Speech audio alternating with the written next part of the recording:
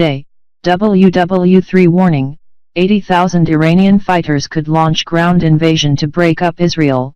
The shock revelation of an alleged Iranian base in Syria, close to the Israeli border, holding up to 80,000 fighters has threatened to push the world closer to an outbreak of conflict, according to expert commentators on the BBC. The Israeli ambassador to the UN revealed earlier this week a photo of an alleged Iranian base near Damascus, holding up to 80,000 fighters. In response, Israel insisted the country would launch a military strike to prevent Tehran from launching a ground invasion across the nearby border. Ambassador Danny Danon presented the aerial photograph on Thursday, telling the UN Security Council, "There are over 80,000 extremists from all over the Middle East who are members of Shia militias in Syria under Iranian control. It is at this base, just over 5 miles from Damascus, where these dangerous extremists are trained and then assigned their missions of terror throughout Syria and the region."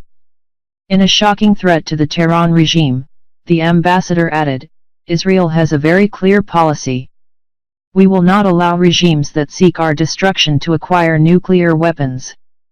Speaking on the BBC panel show Dateline, Alex Dean, a British conservative commentator, claimed an Iranian ground invasion could not be ruled out. He said, 80,000 so far is not a small maneuver, that tens of thousands of troops. People don't want the Iranian regime to be the next North Korea, empowered by nuclear capabilities to reinforce itself and stop conventional intervention with nuclear retaliation. Earlier in the show, Agnès Poirier, from French broadcaster Marianne, added, "Syria is becoming a sort of Lebanon. Iran is using Syria to pressure Israel.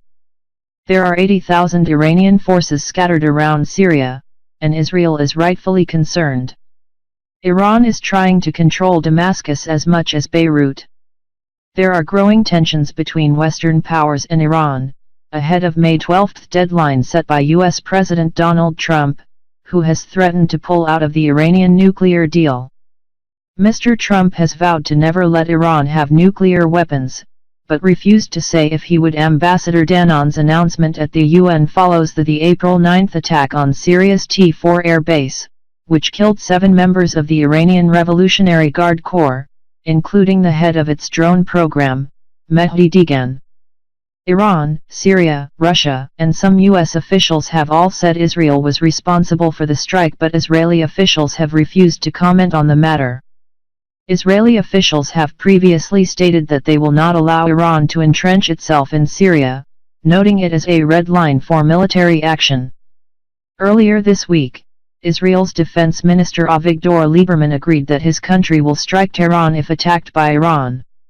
He said, "We hear many Iranian threats, but if they attack Tel Aviv, we will strike Tehran." Thanks for watch. Please share, like, comment this video and subscribe channel for latest news.